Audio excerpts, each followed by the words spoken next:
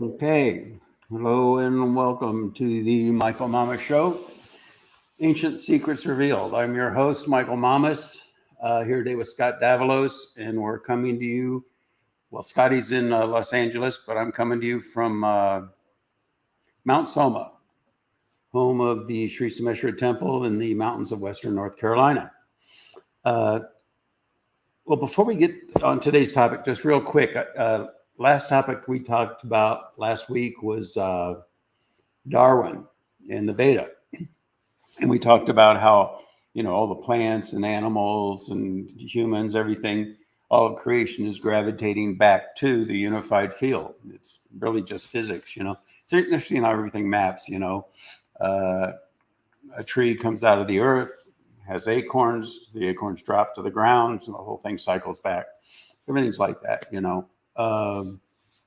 We use the analogy of when it rains, the water hits the mountaintop, goes down the streams. There's a whole melodrama really that occurs as a result of the path each molecule of water takes. And then it ultimately returns to the ocean where it came from. So having said that, one thing we didn't mention that I wanted to mention today is the gemstones are also a part of that process. And just as with plants, different values of the unified field get more enlivened in one plant than another. And that's why herbology works.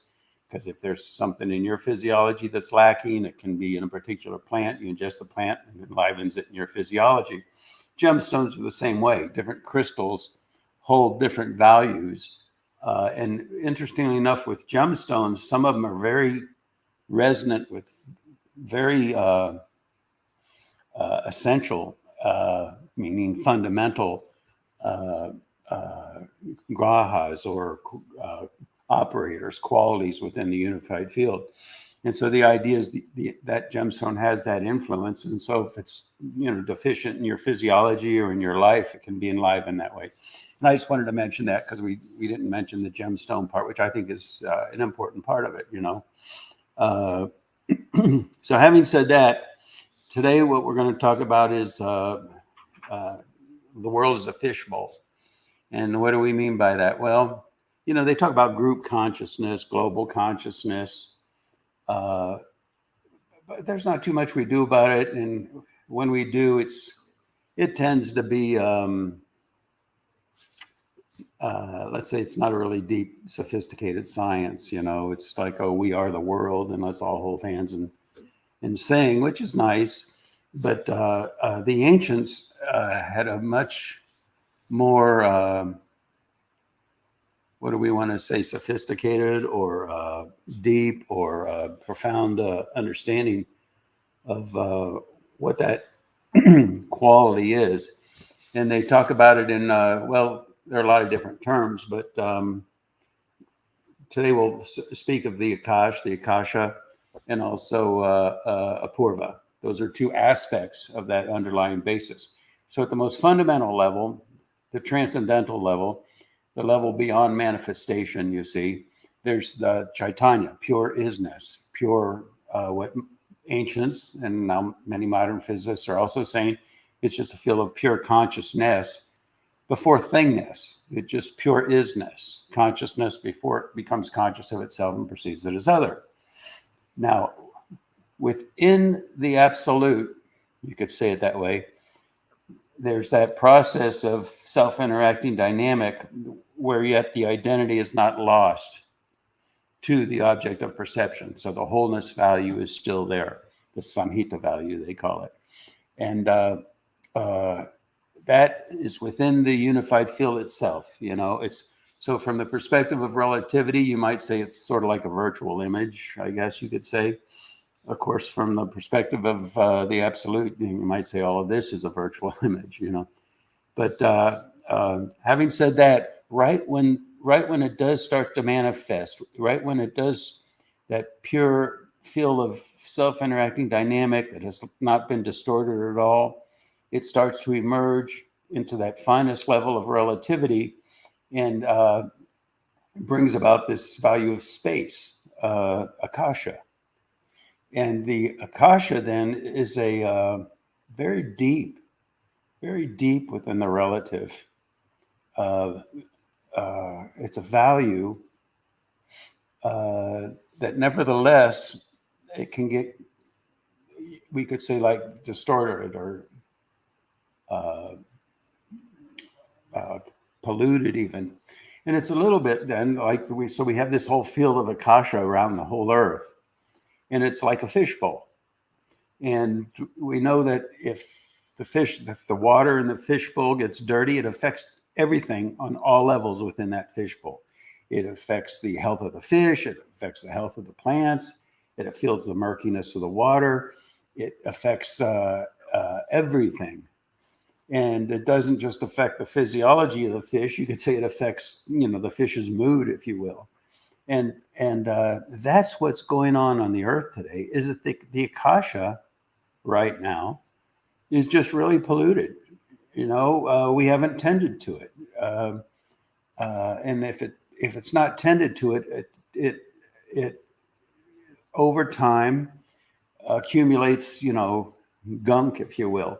It's a little bit like the inner mechanics. We talked about how yantras are actually machines, that fundamental operator structured within the unified field.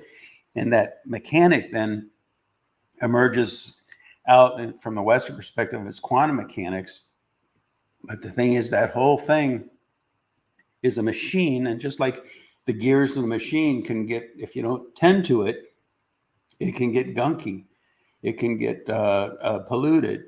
The whole thing starts operating in an inefficient, kind of distorted manner. And it has to be tended to. It's just like you have to change the oil in the car. And we talked about in the past, there's that soma value, the samaveda value, which is kind of like cosmic WD-40, so there's a way of keeping that whole thing purified and clean so the whole thing functions properly. Because when it's not functioning properly, when it's all gunky, it affects even, and maybe even most importantly, the mentality of all the creatures, in particular human beings. And why do I say in particular? Because we dominate the world, don't we, in a lot of ways. And so behavior and how people start thinking, the whole thing gets out of balance. Scotty, anything else on that? Is that making sense? You want to contribute to that in any way? I guess not. Okay. I hope we didn't lose Scotty. Oh, we did. He'll be back. There he comes. Scotty, you in there?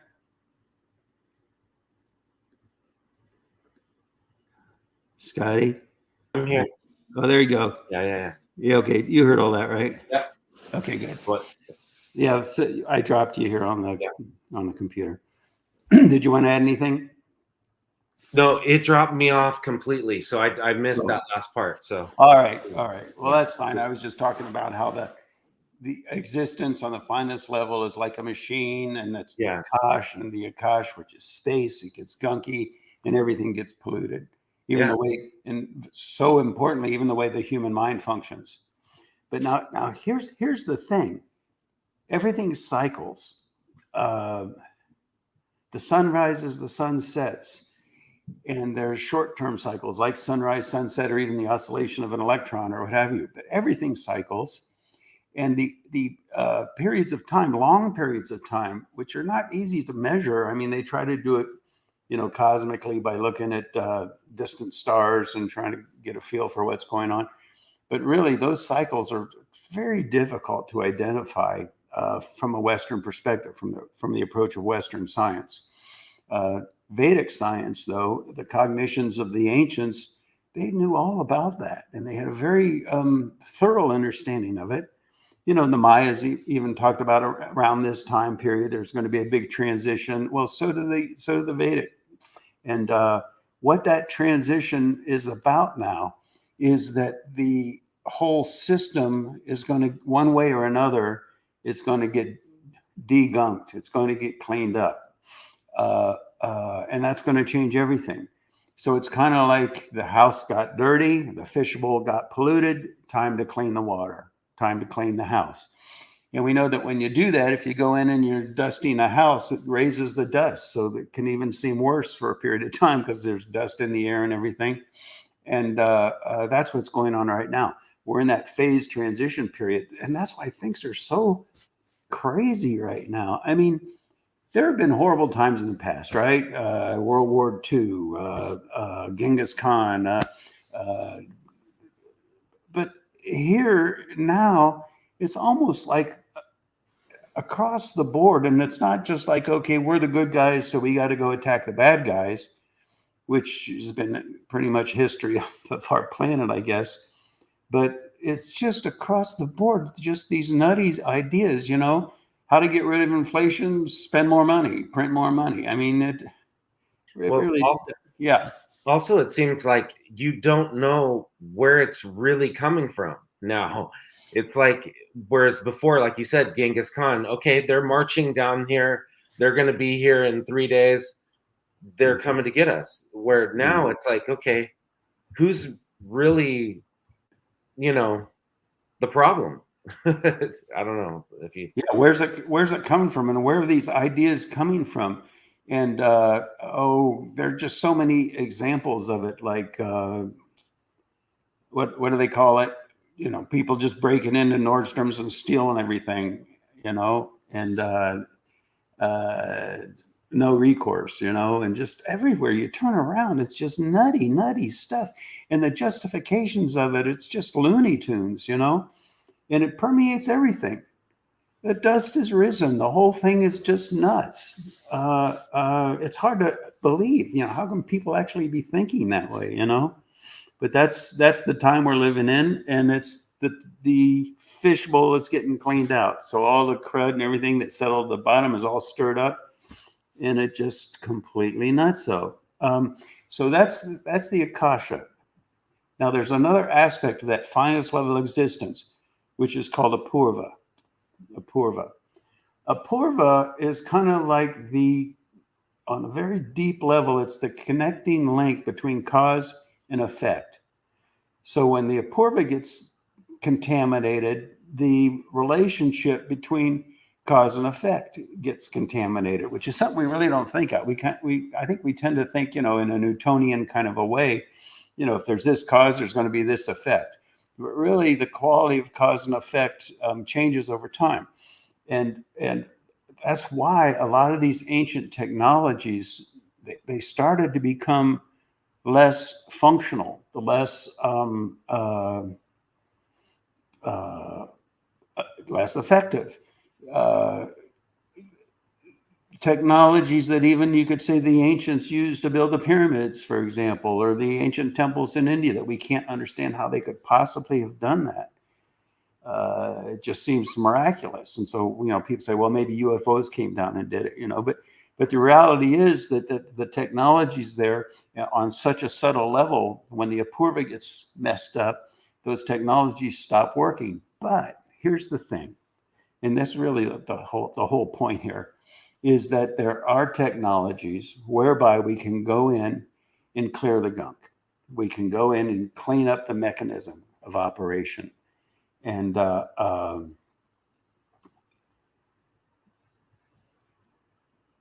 it's remarkable that such a thing exists and nobody's taken advantage of it.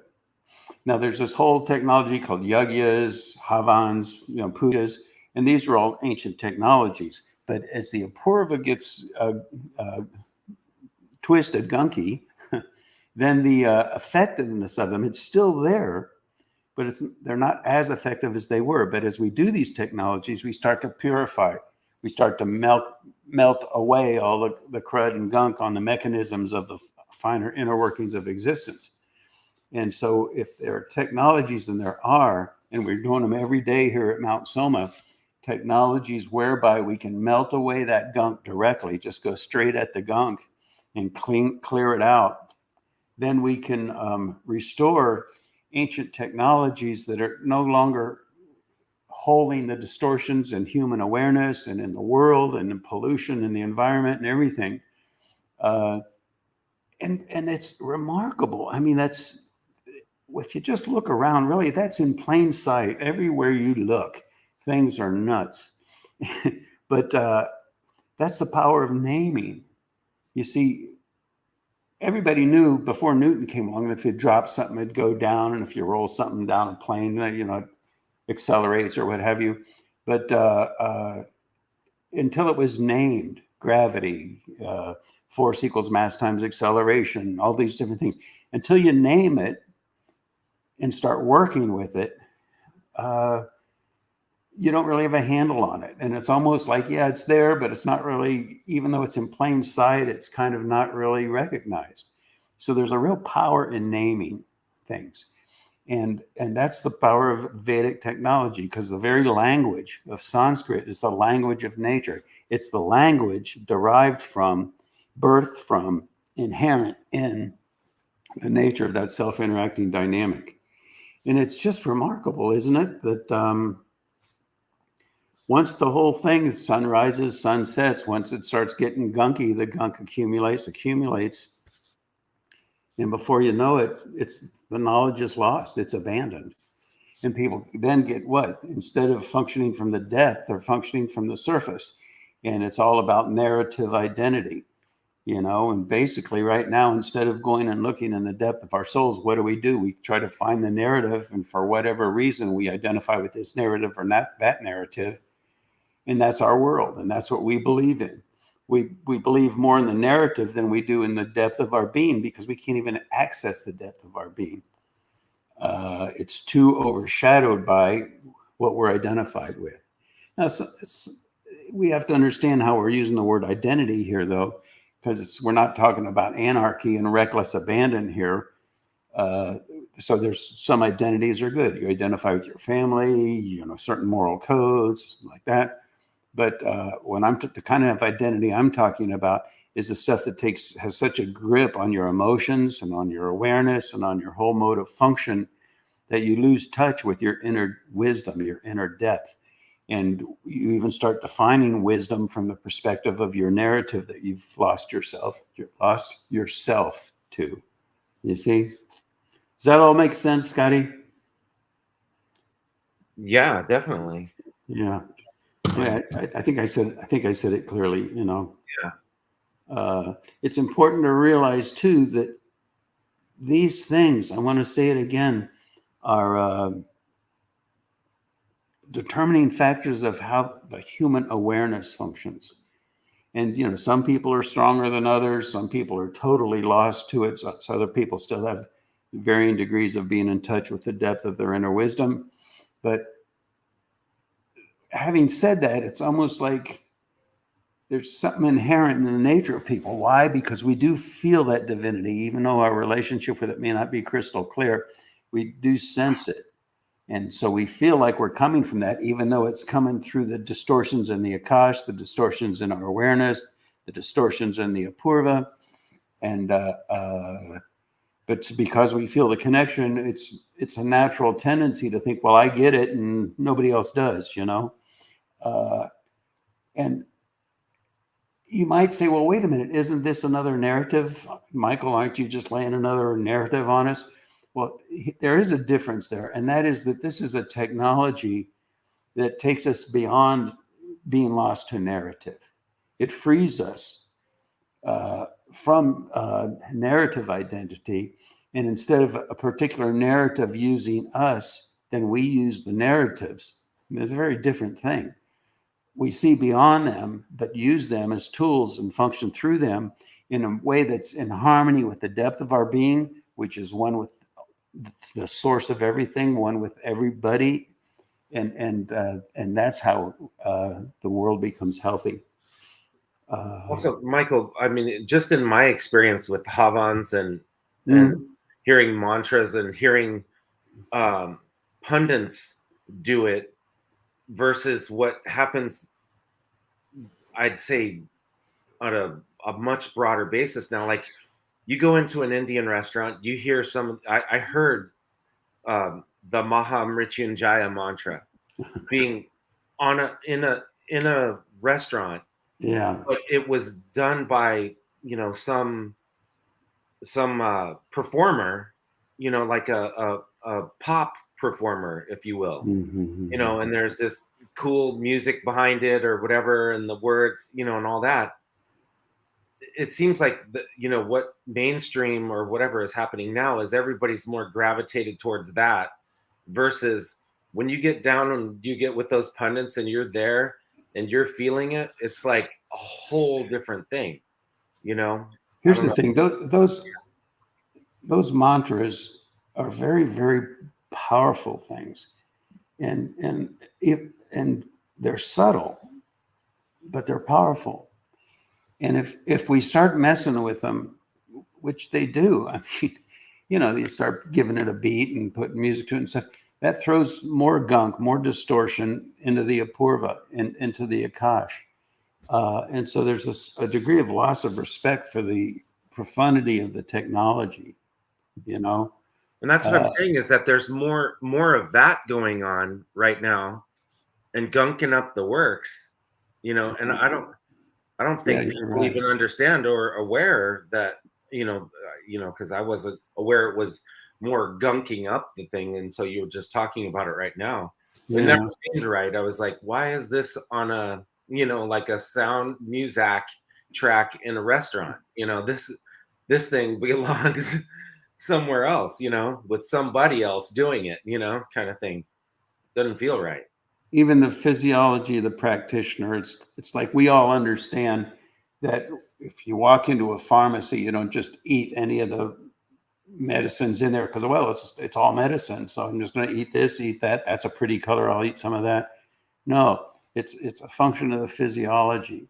And so just mantras aren't just a grab bag of, oh, that's a cool mantra, and oh, they say the Mitrunjaya is a great healing mantra or what have you, and so let's chant it, uh, and then the whole thing of left-handed tantra, which I talked about. There's engineering, right-handed tantra. It's basically that is respecting the subtlety of the technology and keeping it integrated with the physics of the whole thing. Then there's left-handed tantra, which is just like, well, you want to, you hear the expression, I see the light. Well, just rip open your third eye and you see all this light flooding in, and you decide that you're evolving spiritually at an exponential rate. And see, that's the other thing then, is there's so many things, Scotty, like what you just cited with the Mitrunjaya mantra, and also with left-handed tantra techniques where they blow people's third eyes open and they all think they're, going to heaven or whatever. And and what that does is, when rational people then take a step back and look at these different religions, be it Christianity, Hinduism, you name it, what they see is all that distortion and confusion based on what's happened in the Akash and the Apurva and all that, and they don't want anything to do with it. And so there's a whole thing about purifying that understanding, but not because we want to create another dogma or another fanaticism, but because we want to have a respect for the subtlety of the technology. You see, so the whole thing is a mess. The fishbowl is so cloudy you can't hardly even see the fish, and so we just have to understand that, and you're not going to create a narrative that's going to heal the planet. You're not going to create a narrative that's going to clean the fishbowl. You got to clean the fishbowl, and then everything becomes better. Otherwise, it's at best Band-Aid therapy. Oh, the fish has a boo-boo on his back, so put a little Band-Aid on it. That's not going to do anything, Clean the fishbowl, clean the Akash, clean the Apurva, clean the whole thing. And we're in a cycle right now where that is happening, a grand cycle. We're going, just as Lord Krishna told Mother Divine, and it's in the Jyotish, it's in numerology, it's in all this. We're in a period of transition, and this transition, all the dust is getting raised, and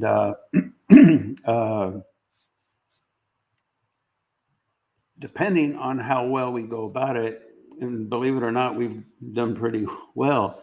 It could have been a whole Armageddon, or it could just be a rocky road, or if we really diligently practice these technologies responsibly for the past 100 years, the transition would have been so gradual we wouldn't have even noticed. So that's what Mount Sonoma is about. There are these technologies there. There are real experts, I mean, real scholars of this knowledge in the field of Stapati Ved, the pundits, the Vedic pundits. They have the knowledge, but it is amazing to me how readily people let that slip through their fingers. And, they read a couple of books on Hinduism and decide you're an expert, and then go off and decide you want to put the Mrityunjaya mantra to a beat, in a rhythm or something. This is an example. So all that's got to get straightened out, and it is getting straightened out. And we need to really rely on these real experts, not blindly, but it does make sense. And at first glance, a lot of this stuff, it's like, oh, it doesn't make sense to me. Try picking up a physics book and reading about quantum mechanics. At first, it doesn't make sense. But there are experts, and there are experts in these unified field technologies, Vedic technologies. And that's what Mount Soma is all about. Let's use this knowledge. Let's support these guys. When I was building the temple, I remember interviewing pundits, and one of the things I said to the pundits when I interviewed them, I said, in this temple, it's not going to be the rich people that run the temple. It's going to be the pundits. And you know what? They looked at me and they were just like delighted and in awe. Probably some disbelief. Yeah, just like disbelief, But there are people there. And we're talking about full pundits, fully trained pundits, people that really have that knowledge, And we've got to get away from this thing where somebody thinks they can pick up a few books or memorize how to chant Sri Rudram or what have you, and then decide they can go out and start their own temple and design it however they want. These knowledges are subtle. Even the geometry, the architecture of the temple itself, how it's built, how it's designed, And I talked about that. I remember a long time ago in one of the podcasts, I mentioned that, the Stapati Veda expert, when I told him what we wanted to do, he said it doesn't exist anywhere in the world. And so I mentioned that in a thing, and somebody said, well, what about Angkor Wat? That's an enlightened city. Well, maybe it was at one time, but it's not even functional now, and it's all dilapidated. And it's one thing to have a violin, a great violin. It's another thing to know how to play it and to play it. And Angkor Wat, that's I don't know, hundreds of years ago, if not thousands. I don't know how long ago.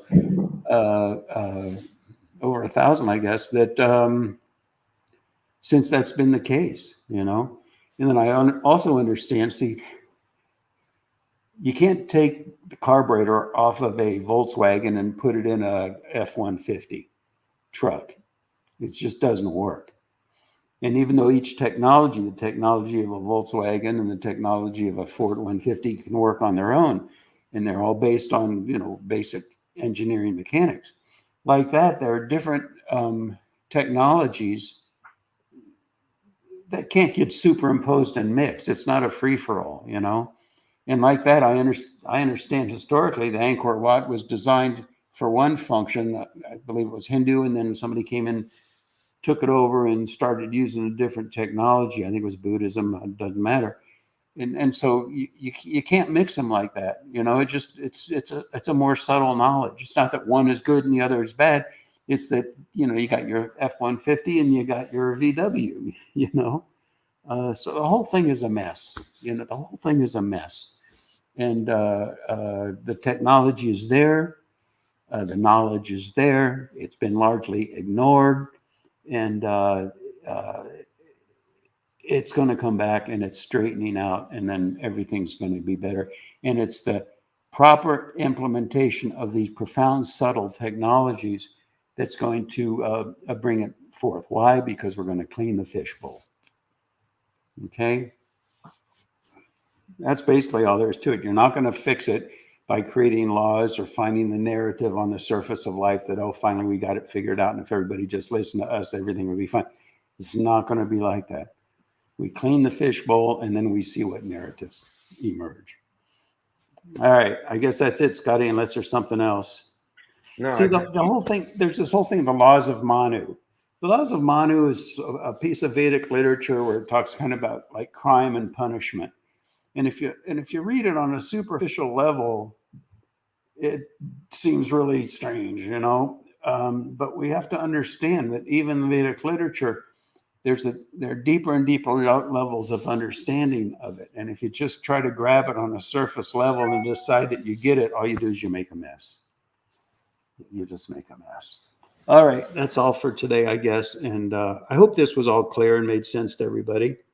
Anything else, Scotty, before we close? Yeah, I think I just want to encourage us all to take responsibility. You keep talking about kind of like, on the enlightenment elevator,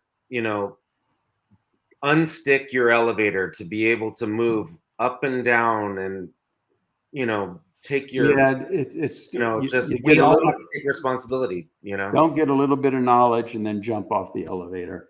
Right. Decide you get it, and then you're off and running with left-handed tantra or whatever it is. There's too much of that, and it really makes a mess of things. It's taking a very powerful technology and blowing the whole thing wide open and making a mess. Human evolution doesn't explode, it blossoms. Okay. Yeah. Good, Scotty. All right. Thanks, everybody, for listening. We'll talk to you again next week.